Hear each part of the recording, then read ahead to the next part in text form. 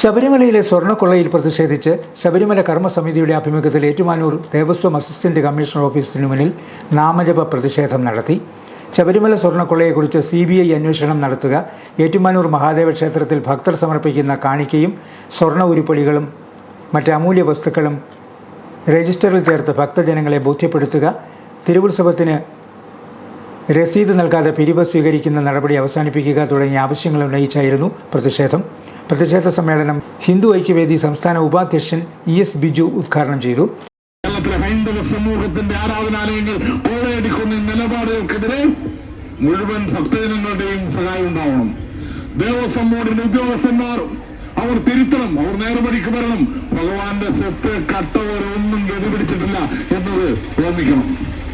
വിജയമല്യ അവിടെ സ്വർണം പൊതിയാൻ കൊടുത്തു. പക്ഷേ വിജയമല്യയ്ക്ക് വന്ന വീഴ്ച, വിജയമല്യക്ക് അദ്ദേഹത്തിന് ബിസിനസ് സാമ്രാജ്യം തന്നെ പകർന്ന് ജയിലിൽ കിടക്കേണ്ട ഗതികേടുണ്ടാക്കി. അയ്യപ്പസ്വാമിയോട് കളിച്ചവരാരും മോചിതരായിട്ടില്ല.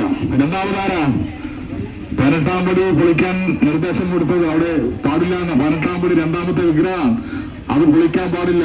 ഒന്നാമത്തെ വിഗ്രഹം ശ്രീകോവിലിനുള്ളിൽ ഭഗവാന്റെ ആണ്, രണ്ടാമത്തെ വിഗ്രഹം 18-ാം പടിയാണ്. 18-ാം പടി പൊളിക്കരുതെന്ന് ദേവസ്വം മാനുവലിൽ വരെ നിർദ്ദേശമിരിക്കെ അത് പൊളിക്കാൻ നേതൃത്വം കൊടുത്ത K. കരുണാകരനാണ്.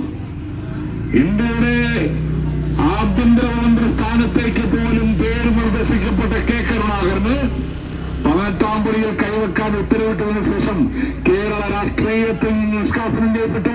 കേരള ക്ഷേത്ര സംരക്ഷണ സമിതി സംസ്ഥാന general secretary KS Narayanan, municipal councillor Usha Suresh, Dwarakanathan, KP Sahadevan തുടങ്ങിയവർ പ്രസംഗിച്ചു.